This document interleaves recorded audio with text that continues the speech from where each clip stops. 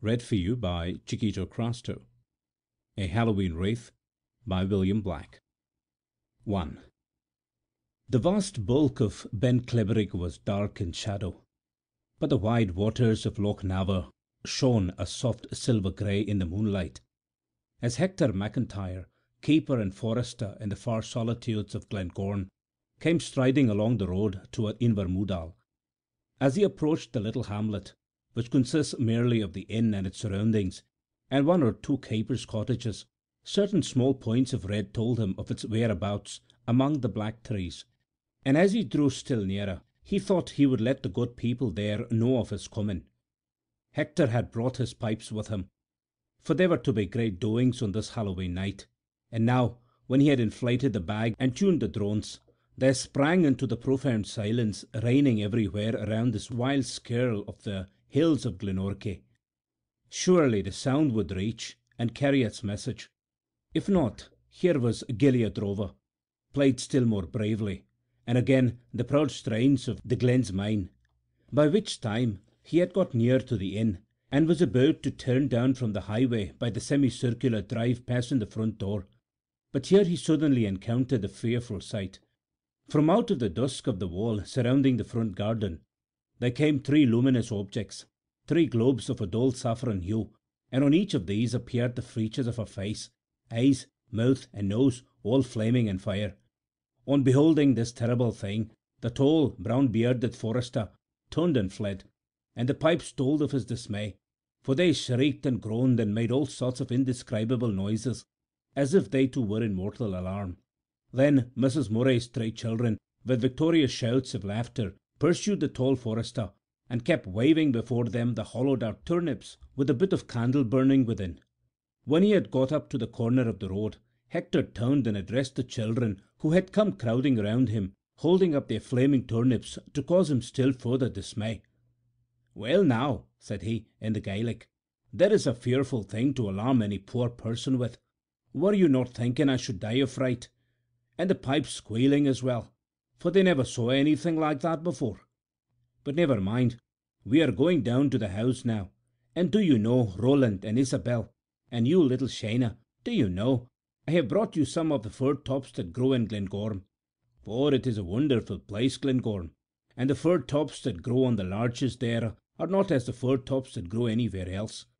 They are very small, and they are round, and some are pink, and some are blue, and some are black and white, and some others, why, they have an almond inside them.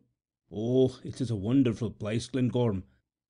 But it is not always you can get the fir tops from the larches. It is only on some great occasion like the Halloween night. And let me say now, if I put any of them in my pocket. Here, Ronald, take the pipes from me, and hold them properly on your shoulder, for one day you will be playing Miss Ramsay Strathspey as well as any one, and I will search my pockets and say if I put any of those wonderful fir tops into them." The children knew very well what all this preamble meant, but neither they nor their elders could have told how it was that Hector McIntyre, every time he came to Invermudal, brought with him packages of sweetmeats, though he lived in one of the most inaccessible districts in Sutherland, Glengorm being about 22 miles away from anywhere. However, here was a precious little parcels, and when they had been distributed, Hector took his pipes again, and escorted by his small friends, went down to the inn. Well, Mr. Murray, the innkeeper, had also heard the distant skirl of the pipes, and here he was at the door. "How are you, Hector?" he asked in Gaelic. "What is your news?" "There is not much news in Glengorm," was the answer.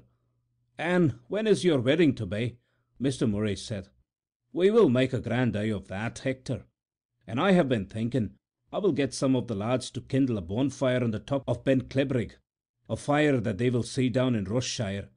And there's many a pistol and many a gun will make a crack when you drive up to this door and bring your bride in, for I am one who believes in the old customs, and whether it is a wedding or the New Year or Halloween night, I am for the old ways, and the Free Church ministers can say what they like. Now come away, and Hector, my lad, and take a dram after your long walk. There is plenty of hard work before you this evening, for Johnny has broken his fiddle, and the lasses have not been asked to dance up a reel for many a day." And then he paused and said, "And how is Flora Campbell, Hector? Have you any news of her?" No, said the forester, in something of an undertone, and his face looked troubled. I have had no letter for a while back, and I do not know what it means. Her sister that lives in Greenock has taken ill, and Flora said she must go down from Oban to see her, and that is the last I have heard. If I knew her sister's address in Greenock, I would write and ask Flora why there was no letter so long. But if you send a letter to one called Mary Campbell in such a big place as Greenock, what use is it? But no news is good news, Hector, said Mr. Murray cheerfully. And therewith he led the way through a stone corridor into the great kitchen, where a considerable assemblage of lads and lasses were engaged in noisy merriment and pastime. The arrival of the tall forester and his pipes were hailed with general satisfaction, but there was no call as yet for the inspiring music. In fact, this big kitchen was given over to the games of the children and the younger boys and girls, a barn having been prepared for supper, and for the celebration of occult Halloween rites, when the time came for their elders to take part in the festivities. At present there was a large tub filled with water placed in the middle of the floor, and there were apples in it, and the youngsters, with their hands behind their backs, were trying to snatch out an apple with their teeth. There was many a sousing of heads, of course, in excellent trial of temper, while sometimes a bolder wight than usual would pursue his prize to the bottom and try to fasten upon it there, or some shy young damsel would cunningly shove the apple over to the side of the tub, and succeed by mother wit where masculine courage had failed. Then from the roof, suspended by a cord, hung a horizontal piece of wood, at one end of which was an apple, at the other a lighted tallow candle, and when the cord had been twisted up and set free again, causing the transverse piece of wood to whirl around, the competitor was invited to snatch with his mouth at the apple, failing to do which secured him a rap on the cheek from the glittering candle. There were all sorts of similar diversions going forward, the origin and symbolism of them little dreamt of by these light-hearted lads and lasses, when little Isabel Murray came up to the big, handsome, good-natured-looking forester from Glencorm. "Will you burn a nut with me, Hector?" she said kindly. "Indeed I will, Isabel, if you will take me for your sweetheart," said he in reply. "And now we will go to the fire, and see whether we are to be at peace and friendship all our lives." They went to the hearth. They put the 2 nuts among the blazing pates, and awaited the response of the oracle. Could any augury have been more auspicious?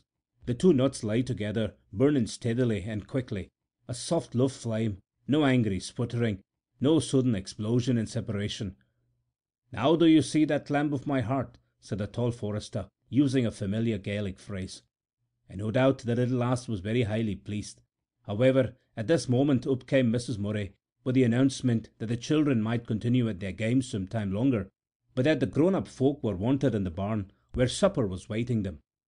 It was a joyous scene. The huge peat fire was blazing brightly. The impoverished chandelier was studded with candles. There were a couple of lamps on the long table, which were otherwise most sumptuously furnished, and when Hector McIntyre, in his capacity of piper, had played the people into the stirring strains of the Marchioness of Tweeddale's Delight, he put the pipes aside, and went and took the seat that had been reserved for him by the side of the fair-haired Nelly, who was very smartly dressed for this great occasion, as befitting the reigning beauty of the neighbourhood. "You'll be sorry that Flora is not here tonight," said the fair-haired damsel, rather saucily, to her brown-bearded companion. "And no one to take her place. I suppose there was no one in Sutherland good enough for you, Hector, that you must take up with the lass from Islay. And there is little need for you to dip your slave in the burn and hang it up to dry when you go to bed, so that the fire may show you your sweetheart. For well you know already who that is. Well, well, you will have no heart for the merry-making tonight, for a lad that has a sweetheart away in the south has no heart for anything." "You'll just mind this, Nelly," said the forester, "not to carry your merry-making too far this night. Alister Ross," he continued, glancing down the table toward the huge, rough, red-bearded drover who was seated there, "is not the man to be made a fool of, and if that young fellow Semple does not take heed, he will find himself gripped by the waist some fine dark evening and flung into Loch Nava." "Oh, you are like all the rest, Hector," said the coquettish Nelly, with some impatience. "Every one of you is jealous of Johnny Semple, because he is neatly dressed, and has good manners, and is civil-spoken." "What is he doing here at all?" said Hector, with a frown. "Is it a fine thing to see a young man idling about a place with his hands in his pockets, just because his uncle is the landlord? If he has learned his fine manners in the towns, Why does he not earn his living in the towns? He is no use here." "Oh, no," said Nelly, with a toss of her head. "Perhaps he's not much use on the hill. Perhaps he could not set traps and shoot hawks. But he knows all the new songs from the theatre, and he can dance more steps than anyone in Sutherland." "Well, this is what I am telling you, Nelly," her companion said with some firmness. "I do not know what there is between you and Alister Ross. If there is anything, as people say, then do not make him an angry man. Let Simple alone. An honest lass should beware of a town dandy like that." Here this private little conversation was interrupted by Mr. Murray, who rose at the head of the table and called upon the company to fill their glasses. He wished to drink with them, as they did not seem loath. When Hector and his pretty companion found opportunity to resume their talk, he discovered that Nelly was in quite a different mood. "Well, now it is a good thing, Hector, that everyone knows that you and Flora are to be married, for I can talk to you without Alister getting red in the face with rage. And when we go out to pull the cabbage stalks, will you go with me? I know the way into the garden better than you, and we can both go blindfold if you will take my hand." "But what need is there for you to pull a cabbage stalk, lass?" said he. "Do you not know already what like your husband is to be?" Again the pretty Nelly tossed her head. "Who can tell what is to happen in the world?" "And maybe you would rather not pull a stalk that was tall and straight and strong. That would mean Alister," said the companion, glancing at her suspiciously. "Maybe you would rather find you had got hold of a withered old stump with a lot of earth at the root, a decrepit old man with plenty of money in the bank. Or maybe you are wishing for one that is slim and supple and not so tall, for one that might mean Johnny Simple." "I am wishing to know who the man is to be, and that is all," said Nelly, with some affectation of being offended. "And what harm can there be in doing what everyone else is doing?" However, not all Nelly's blandishments and petulant coquetries could induce Hector McIntyre to take part in this appeal to the divinations of the Kailyard, for when, after supper, the lads and lasses went away blindfold to pull the castock that was to reveal to them the figure and circumstances of their future spouse, the big forester remained to have a quick smoke with the married keepers and shepherds who had no interest in such matters. It was noticed that he was unusually grave, he who was ordinarily one of the lightest of the light-hearted. Naturally, they put it down to the fact that among all the merrymaking and sweethearting and spying into the future of the young people, he alone had no companion, or rather not the companion whom he would have wished to have. For Flora, the young girl whom he was to marry, had left Invermoodal for the south in the preceding autumn, and when they had asked if Flora was quite well, and when he had answered, "Oh, yes," there was nothing further to be said. 2. Now, on All Hallows Eve, there is one form of incantation which is known to be extremely, nay, terribly potent when all others have failed. You go out by yourself, taking a handful of hemp seed with you. You get to a secluded place and begin to scatter the seed as you walk along the road. You say, "Hemp seed, I sow thee. Hemp seed, I sow thee. He who is to be my true love, appear now and show thee." And if you look furtively over your shoulder, you will behold the desired apparition following you. When Nelly came back from consulting the oracle of the Kailyard, it appeared that she had received what oracles generally vouchsafe, a doubtful answer. "What kind of custard did you pull, Nelly?" Hector asked of her. "Well," said she, "it is not much one way or the other. No, I cannot tell anything by it. But I am going out now to sow the hemp seed, Hector. I shall be far too frightened to look over my shoulder, and this is what I want you to do for me. You will stop at the door of the inn and hide yourself, and I will go up the road and sow the hemp seed, and if anything appears, you will see it. Will you do that, Hector? It is a clear night. You will be sure to see if there is anything." He did not seem in the mood for taking part in these superstitious observances, but he was good-natured, and eventually followed her to the door. The little walled garden in front of Invermoodal Inn is shaped like a horseshoe, the two ends of the semicircle touching the main highway at some distance apart. He saw Nelly go up toward the main road, and looked after her absently and without interest. Nay, he was so little thinking of his promised watch, that as she was some time over the sowing of the hemp seed, he left the shadow of the inn door and strolled away up the main road by the other fork of the semicircular drive. It was a beautiful, clear moonlit night. His thoughts were far away from the Halloween diversions. He was recalling other evenings long ago, when Clebrig, as now, seemed joining earth and heaven, and when there was no sound but the murmuring of the burns through the trackless heather. The highway up there was white before him, On the other side was a plantation of young firs, black as jet. Not even the cry of a startled bird broke this perfect stillness. The wide world of mountains and lochs and moor was plunged in sleep profound.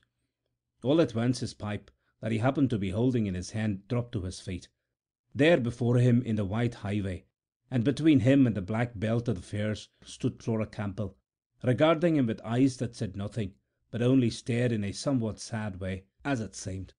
He was not paralyzed with terror at all. He had no time to ask himself what she was doing here, or how she had come here. Flora Campbell standing there in the road, and looking at him in silence. And then the horror came when suddenly he saw that the white highway was empty. He began to shake and shiver as if with extremity of cold. He did not move. He could not move. He knew what had happened to him now. Flora Campbell's wraith had appeared to him. But with what message? The steady gaze of her eyes had told him nothing. If they were anything, they were mournful. Perhaps it was a token of farewell. Perhaps it was an intimation of death. Hardly knowing what he did, and trembling in every limb, he advanced a step or two, so that he could command the whole length of the highway. There was no sign of any living thing there. He could not recall how it was she first appeared. He could not tell in what manner she had gone away. He only knew that for a few moments before, Flora had been regarding him with steady plaintive eyes, and that now he was alone with this moonlit road and black plantation, and Clebrig rising far into the silent heavens. Then there arose in his heart a wild resolve that whatever this thing might portend, he must instantly make way for the south, to seek out Flora Campbell herself. She had something to say to him surely, though those mournful eyes conveyed no intelligible message. Nay, if she were dead, if this were but a mute farewell, must he not know? Dazed, bewildered, filled with terrible misgivings of he knew not what, he slowly went back to the inn. He had some vague instinct that he must ask Mr. Murray for the loan of his stick if he were to set out now to cross the leagues of wild and mountainous country that lie between Invermoodal and the sea. Mr. Murray, as it chanced, was at the door. "God's sakes, Hector, what is the matter with you?" he exclaimed in alarm, for there was a strange look in his face. "I have seen something this night," was the answer, spoken slowly and in an undertone. "Nonsense, nonsense," the innkeeper said. "The heads of the young people are filled with foolishness on Halloween, as every one knows. But you are not to be frightened by their stories." "It has naught to do with Halloween," said Hector, still with his eyes fixed on the ground, as if seeking to recall something. "Do you know what I have seen this night? I have seen the wraith of Flora Campbell. Aye, as clear as daylight." "I do not believe it, Hector," said Mr. Murray. "You have been hearing all those stories of the witches and fairies on Halloween until your own head has been turned." "Why, where did you see the wraith?" "Up there in the road, and as clear as daylight, for that is the truth. It was Flora herself," the tall forester made answer, not argumentatively, but as merely stating a fact that he knew. "And did she come forward to you, or did she go away from you?" Mr. Murray asked curiously. I am not sure," Hector said after a little hesitation. "No, I could not say. Perhaps I was not thinking of her, but all at once I saw her between me and the plantation in the middle of the road, and for a moment I was not frightened. I thought it was Flora herself. Then she was gone." "For you know what they say, Hector," Mr. Murray continued. "When a wraith appears, it is to tell you of a great danger, and if it comes forward to you, then the danger is over. But if it goes away from you, the person is dead." "Aye, aye, I've heard that too," Hector murmured, as if in sombre reverie. Then he looked up and said, "I am going away to the south." "Well, now, that is unfortunate, Hector," the good-natured innkeeper said to him, "for tomorrow the mail comes north, and you will have to wait till the next day for the mail going south, to take you to the Lairg to catch the train." "I will not wait for the mail," answered the forester, who indeed knew little about travelling by railway. "Tomorrow is Wednesday. It is the day the big steamer starts from Loch Inver. Perhaps I may be in time." "Loch Inver!" the other exclaimed. "And how are you going to get to Loch Inver from here, Hector?" "Across the forest," was the simple reply. "Across the Ray forest and down by Loch Assynt. That will be a fearful journey through the night." "I cannot rest here," Hector said. "You will make some excuse for me to the lads and lasses. I will leave my pipes. Long Murdoch will do very well with them. And I will thank you to lend me a stick, Mr. Murray, for it will be a rough walk before I have done. Mr. Murray did more than that. He got his wife to make up a little packet of food, to which he added a flask of whisky, and these he took out for the young man, along with a shepherd's staff of stout hazel. "Good-bye, Hector," said he. "I hope you will find all well in the south." "I do not know about that," the forester answered in an absent sort of fashion, "but I must go and see. There will be no peace of mind for me. There would not be one moment's peace for me, otherwise, for who knows what Flora wanted to say to me." 3. It was an arduous task he had set before him. For 9 men out of 10 it would have been an impossible one. But this young forester's limbs knew not what fatigue was, and in his heart there burned a longing that could not be assuaged. Nor in ordinary circumstances would the loneliness of this night journey have mattered to him, but his nerves had been unstrung by the strange thing that had happened, and now, as he followed the shepherd's track that led away into the higher moorlands south of the Moudal river, he was conscious of some mysterious influence surrounding him that was of far more immediate concern than the mere number of miles, some 40 or 50, he had to accomplish before noon of the next day. Those vast solitudes into which he was penetrating were apparently quite voiceless and lifeless, and yet he felt as if they knew of his presence and were regarding him. A white stone on a dark heather-covered knoll would suddenly look like a human face, or again he would be startled by the moonlight shining on a small turn set among the black peat hogs. There was no moaning of the wind, but there was a distant murmuring of water. The rills were whispering to each other in the silence. As for the mountains, those lone sentinels, Ben Loyal and Ben Hope and Ben He, they also appeared to be looking down upon the desolate plain. But he did not heed them. They were too far away. It was the objects near him that seemed to know he was here, and to take sudden shapes as he went by. Soon he was without even a shepherd's track to guide him, but he knew the lay of the land, and he held on in a line that would avoid the lochs, the deeper burns, and the steep heights of Meal and Amare. The moonlight was of great help. Indeed, at this period of his long through-the-night tramp, he was chiefly engaged in trying to recall how it was he first became sensible that Flora Campbell's wraith appeared before him. He saw again, surely he would never forget to his dying day, the most insignificant feature of the scene, the stone wall of the garden, the white road, the wire fence of the other side, and the black plantation of spruce and pine. What had he been thinking about? Not about Nellie. She was some distance in another direction, busy with her charms and incantations. No, he could not tell. The sudden apparition had startled him out of all memory. But what he was most anxious to convince himself was that the phantom had come toward him, rather than gone away from him ere it disappeared.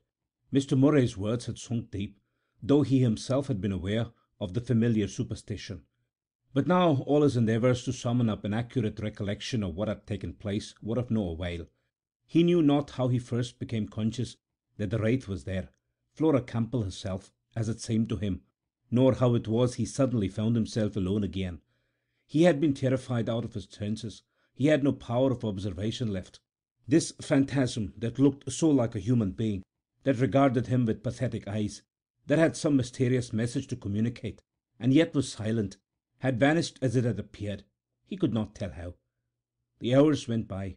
The moon was sinking toward the western hills, and still he toiled on through his pathless waste, sometimes getting into treacherous swamps, again having to ford burns swollen by the recent rains. He was soaked through to the waist, but little he heeded that. His thoughts were of his steamer that was to leave Loch Inver the next day. With the moon going down, darkness was slowly resuming her reign, and it became more difficult to make out the landmarks. But, at all events, the heavens remained clear, and he had the guidance of the stars. And still steadily and patiently and manfully he held on, getting across the streams that fed Loch Fiodag without much serious trouble, until eventually he struck the highway running southward from Loch Lin, and knew that so far at least he was in the right direction. Leaving the Corrie Kinloch road again, he had once more to plunge into the trackless wilderness of rock and swamp and moorland, and the further he went through the black night, the less familiar was he with the country, for he had general knowledge, and what matters half a dozen miles one way or the other. If only the dawn could show him Ben More on his left, and always before him the silver-grey waters of Loch Assynt. He was less conscious now of the sinister influences of these lonely solitudes. His nervous apprehensions had given way before this dogged resolve to get out of the western shores in time to catch the steamer. All his attention was given to determining his course by the vague outlines of the higher hills. A wind had arisen, a cold, raw wind it was, but he cared nothing for that, unless indeed it should bring a smoke of rain and obliterate the landmarks altogether. How anxiously he prayed for the dawn! If this wind were to bring driving mists of rain, blotting out both earth and heaven, and limiting his visions to the space of moorland immediately surrounding him, where would be his guidance then? He could not grope his way along the slopes that lie beneath Loch Manscarrer, nor yet across the streams that fall into Loch Fionn. So all the more resolutely he held on, while as yet he could make out something of the land, dark against the tremulous stars. Again and again he turned his head and scanned the east with a curious mingling of impatience and hope and longing, and at last, to his unspeakable joy, he was able to convince himself that the horizon there was giving up faint signs of the coming dawn. He went forward with a new confidence, with a lighter step. The horror of these awful solitudes would disappear with the declaring day. Surely, surely, when the world had grown white again, he would behold before him not this terrible black loneliness of mountains and mere, but the pleasant abodes of men and trees in the western ocean, and the red funnel steamer with its welcome smoke. The grey light in the east increased. He began to make out the features of the ground near him. He could tell a patch of heather from a deep hole, and could choose his way. The world seemed to broaden out. Everything, it is true, was as yet wan and spectral and ill-defined, but the silence was no longer awful. He had no further fear of the mists coming along to isolate him in the dark. By slow degrees, under the widening light of the sky, the various features of this wild country began to take more definite shape. Down there in the south lay the mighty mass of Ben More. On his right rose the sterile altitudes of Ben Uid. And at last, and quite suddenly, he came in view of the ruffled silvery surface of Loch Assynt, and the cottages of Incoadamph, and the grey ruins of the Ardrock Castle on the promontory jutting out into the lake. The worst of the sore fight with solitude and the night was over. He gained the road, and his long swinging stride now stood him in good stead. Loch Assynt was soon left behind. He followed the windings of the river inward. Finally he came in sight of the scattered little hamlet facing the western sea, with its bridge and its church and its pleasant woods and slopes, looking all so cheerful and homelike. And there also was the red-funnelled Klausmann that was to carry him away to the south. 4. That long and difficult struggle to get out to the western coast in time had so far demanded all his energy and attention. But now, in enforced idleness, as the heavy steamer ploughed her way through the blue waters of the Mink, his mind could go back upon what had happened the preceding night, and could also look forward with all sorts of dark and indefinite forebodings. He began to recall his first association with Flora Campbell, when she came to Ochnaver Lodge to help the old housekeeper there. He remembered how neat and trim she looked when she walked into the Strathy Free Church of a Sunday morning, and how shy she was when he got to know her well enough to talk a little with her when they met in their native tongue. Their courtship and engagement had the entire approval of Flora's master and mistress, for the old housekeeper at the lodge was now past work, and they proposed to install Hector's wife in her place, and give her a permanent situation. The wedding was to be in February or March. In April the young wife was to move into the lodge, to get it ready for the gentlemen coming up for the salmon fishing. When the fishing and shooting of the year was over, Flora could return to her husband's cottage, and merely look in at the lodge from time to time to light a fire or two and keep the place aired. Meanwhile, for this present winter, she had taken a situation in Oban. She was a West Highland girl, and had remained there until summoned away to Greenock by the serious illness of her sister. Such was the situation. But who could tell now what was to become of all those fair prospects and plans? Was it to bid a last farewell to them and to him that the young Highland girl had appeared, saying good-bye with such mournful eyes? The small parlour in his cottage, was she never to see the little adornments he had placed there, all for her sake? Well then, if what he feared had come true, no other woman should enter and take possession. There were dreams of Canada, of Cape Colony, of Australia in his brain, as he sat there with bent brow and heavy heart, taking hardly any heed of the new shores they were now nearing. This anguish of brooding became at length insupportable. In despair he went to the stevedore, and said he would be glad to lend a hand with a cargo as soon as the steamer was alongside the quay in Stornoway harbour. And right hard he worked too, hour after hour, feeding the steam crane that was swinging crates and boxes over and down into the hold. The time passed more easily in this fashion. His chum was a good-natured young fellow who seemed rather proud of his voice. At times he sang snatches of Gaelic songs. Mairi Pin, Meol Shuliach, Mary of the Bewitching Eyes, or Ait in Kaidil and Ribbin, Where Sleepest Thou, Dear Maiden? They were familiar songs, but there was one still more familiar that woke strange echoes in his heart. For Flora Campbell was a West Country girl, and of course her favourite was the well-known Fiera Bata. I climbed the mountains and scanned the ocean, for thee, my boatman, with fond devotion. When shall I see thee? Today, tomorrow? Oh, do not leave me in lonely sorrow. O my boatman, ma horo ailia. O my boatman, na horo ailia. O my boatman, na horo ailia. O my boatman, na horo ailia. 100 farewells to you, wherever you may be going. That is how it begins in the English, but it was the Gaelic phrases that haunted his brain, and brought him remembrance of Flora's crooning voice, and of a certain autumn evening, when he and she and some others went all the way down Loch Naver to Invermoodal, Flora and he sitting together in the stern of the boat, and all of them singing the Fiera Bata. The clansmen left Stornoway that same night, groaning and thundering through the darkness on a way to Skye. Hector did not go below into the forecabin. He remained on deck, watching the solitary ray of some distant lighthouse, or perhaps turning his gaze upon the great throbbing vault overhead, where Cassiopeia sat, throned upon her silver chair. More than once an aerolite shot swiftly across the clear heavens, leaving a faint radiance for a second or so in its wake, but he took no heed of these portents now. In other circumstances they might mean something, but now a more direct summons had come to him from the unknown world. The message had been delivered, though he had been unable to understand it, and he knew that what was to happen had now happened in that far town of Greenock. And all the slow hours went by, his impatience and longing increasing almost to despair. The dark loom of land in the south appeared to come no nearer. The monotonous throbbing of the screws seemed as if it were to go on forever, and as yet there was no sign of the dawn. But the new day, which promised to be quite insupportable in its tedium and in its fears, in reality brought him some distraction, and that was welcome enough.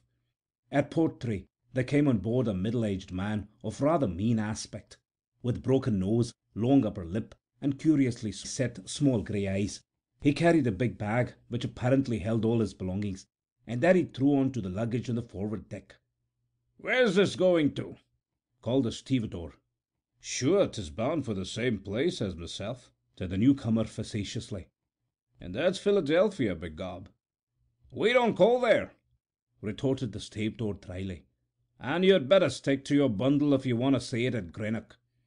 And very soon it became apparent that the advent of this excited and voluble Irishman had brought new life into the steerage portion of the ship. He had had a glass or two of whisky. He talked to everybody within hearing about himself, his plans, his former experiences of the United States, and when gravelled for lack of matter, he would fall back on one invariable refrain: "Oh, begob, the Americans are the boys." And in especial were his confidences bestowed on Hector McIntyre, the shy and reserved Highlander, listening passively and without protest to Parry's wild asseverations. "Oh, the Americans are the devils, and no mistake," he exclaimed. "But let me tell you this, sir, that there's one there's cleverer than them, and that's the Irish boy, begob. Sure, they talk about the German vote. Ah, blathershine.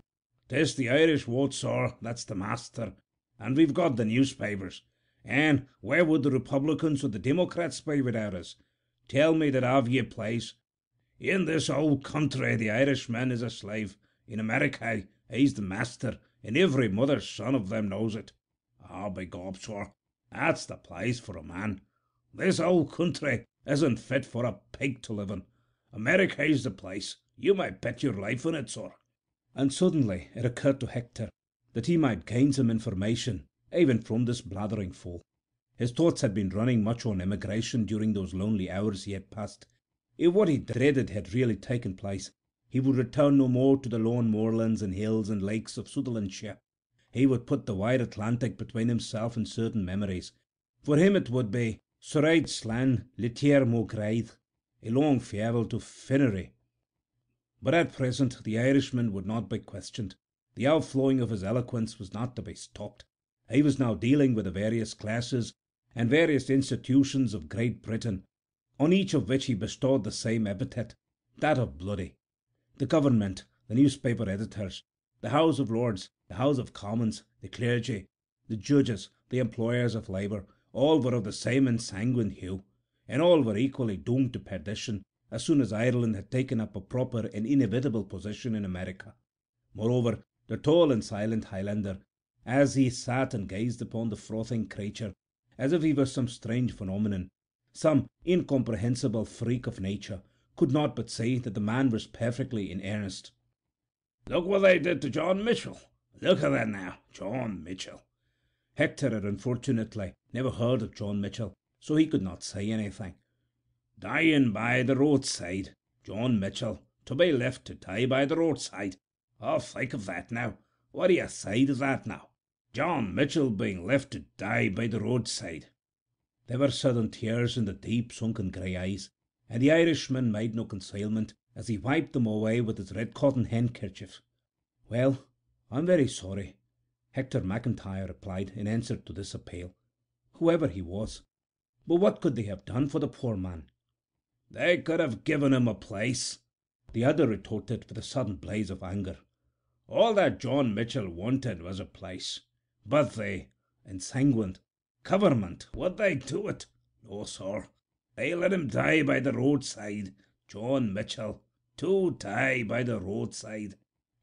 "Well, I am thinking," said the forester slowly, as was his way when he had to talk in English, "that if the government was to give places to all them that would like a place, why the whole country would be in the public service, and there would be no one left to till the land.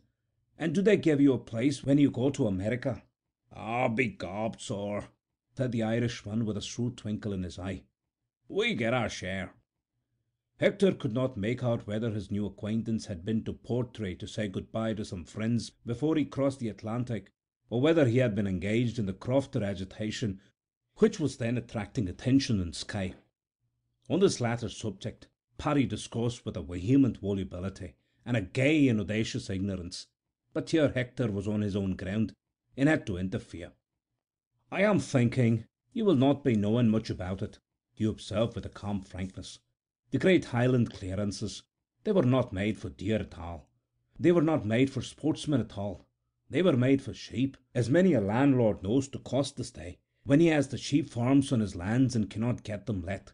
And the deer forests, they are the worst land in a country where the best land is poor, and if they were to be cut up into crofts tomorrow, there is not one crofter in 20 would be able to earn his living, even if he was to get the croft for no rent at all. Oh yes, I am as sorry as anyone for the poor people when they increase in their families on such poor land. But what would be the use of giving them more peat hogs and rocks? Can a man live where neither deer nor sheep nor black cattle can live? And even the deer come down in the winter and go wandering for miles in search of a blade of bent grass." However, the Irishman could not accept these representations in any wise. He suspected this grave brown-bearded Highlander of being an accomplice and hireling of the ensanguined landlords, and he might have gone on to denounce him, or even to provoke an appeal to fisticuffs, which would have been manifestly imprudent, had it not suddenly occurred to him that they might go down below and have a glass of whisky together. Hector saw him disappear into the fore-cabin by himself, and was perhaps glad to be left alone. Steadily the great steamer clove her way upward by the islands of Raasay and Scalpa, through the narrows of Kyle O'Kane and Kyle Rhea, past the lighthouse and opening to Isle Orsney, and down toward the wooded shores of Armadale. The day was fair and still. The sea was of an almost summer-like blue, save for long swaths of silver calm. The sun shone on the lower green slopes that seemed so strangely voiceless, and on the higher peaks and shoulders of the hills, where every corrie and watercourse was a thread of azure among the ethereal rose-greys of the far-reaching summits. Even the wild Ardnamurchan, the headland of the great waves, had not a flake of cloud clinging to its beetle cliffs, and the long smooth roll that came in from the outer ocean was almost imperceptible. Toward evening the clansmen sailed into Oban Bay. The world seemed all on fire, so far as sea and sky were concerned, but Kerrera lay in shadow, a cold and livid green, while between the crimson water and crimson heavens stood the distant mountains of Moll, and they had grown to be of a pale, clear, transparent rose purple, so that they seemed a mere film thinner than any isinglass. 5. There was abundance of time for him to go ashore and make inquiries, but nothing had been heard of Flora Campbell since she had left. However, he managed to get the address of her sister, Mary Campbell, and with that in his possession he returned on board. Thereafter the monotonous voyage was resumed, away down by the long peninsula of Kentire, and round the mole up again through the estuary of the Clyde, until at 4 o'clock on the Friday afternoon the clansmen drew into Greenock Quay, and Hector McIntyre knew that within a few minutes he would learn what fate had in store for him for good or irretrievable ill. He found his way to the address that had been given him, a temperance hotel at which Mary Campbell was head laundry maid. But Mary Campbell was no longer there. She had been removed when she was taken ill, and as she would not go into a hospital, according to familiar prejudice amongst many of her class, lodgings had been found for her.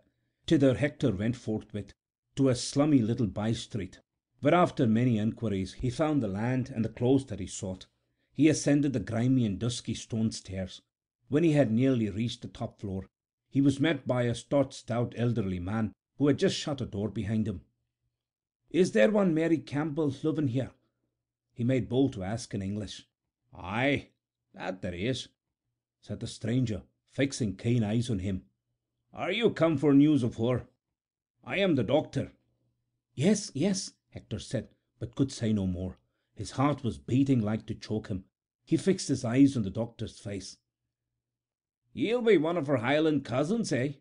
Ye dinna look like a town-bred lad," said the brusque and burly doctor, with a sort of facetious good humour. Well, Mary is getting on right enough.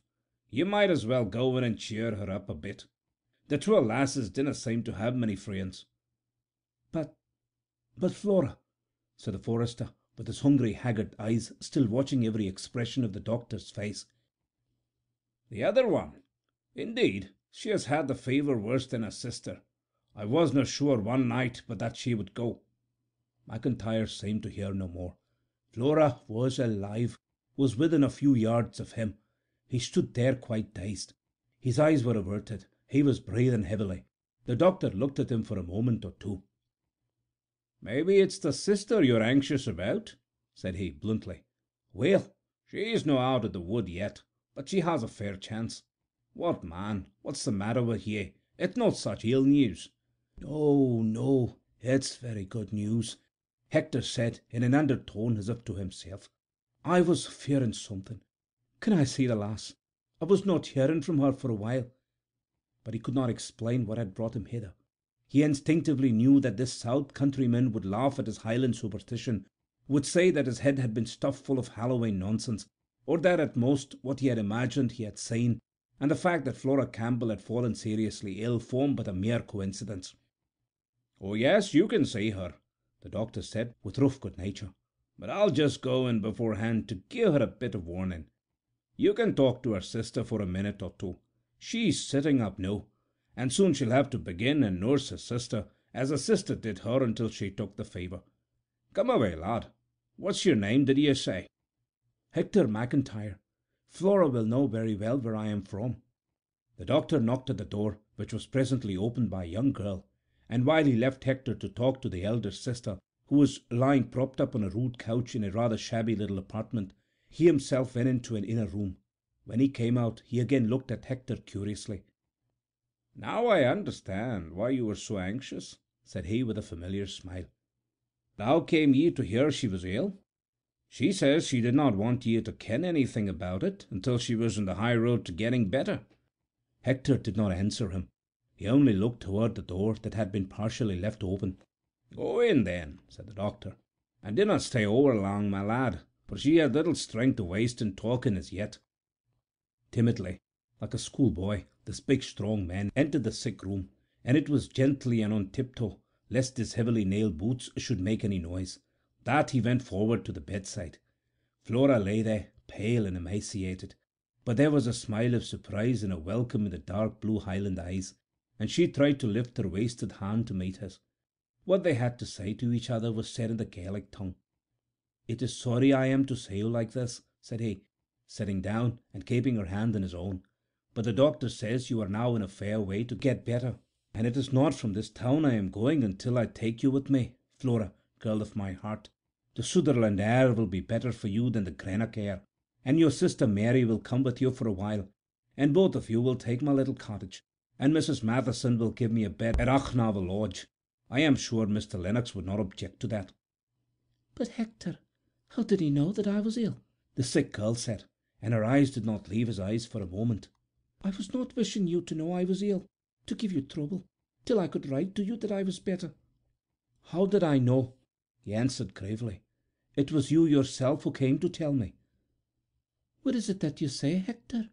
she said, in some vague alarm. "On Halloween night," he continued, in the same serious, simple tones, "I was at Invermoodal. Perhaps I was not caring much for the diversions of the lads and lasses. I walked up the road by myself, and there your wraith appeared to me as clear as I see you now. When I went back and told Mr. Murray, he said, 'Did she come forward to you, Hector, or did she go away? She is in great danger. It is a warning, and if she went away from you, you will see her no more. But if she came forward, she is getting better. You will see Flora again.' I knew that myself, but I could not answer him, and my heart said to me that I must find out for myself, that I must go to seek you, and I set out that night and walked across the Ray Forest to Loch Inver, and caught the steamer there. What I have been thinking since I left Loch Inver until this hour, I cannot tell you or to any one living." "Hector," she asked, "what night was Halloween night? I have not been thinking of such things." "It was the night of Tuesday," he answered. "And that," she said in a low voice, "was the night that my fever took the turn. Mary told me they did not expect me to be alive in the morning." "We will never speak of it again, Flora," said he, "for there are things that we do not understand." And then he added, "But now that I am in Greenock, it is in Greenock I mean to remain until I can take you away with me, and Mary too, for Sutherland air is better than Greenock air for a Highland lass. And sure I am that Mr. Lennox will not grudge me having a bed at Achnavel Lodge, and you will get familiar with the cottage, Flora, where I hope you will soon be mistress, and then there will be no more occasion for a great distance between you and me, or for the strange things that sometimes happen when people are separated the one from the other." End of The Halloween Wraith by William Black.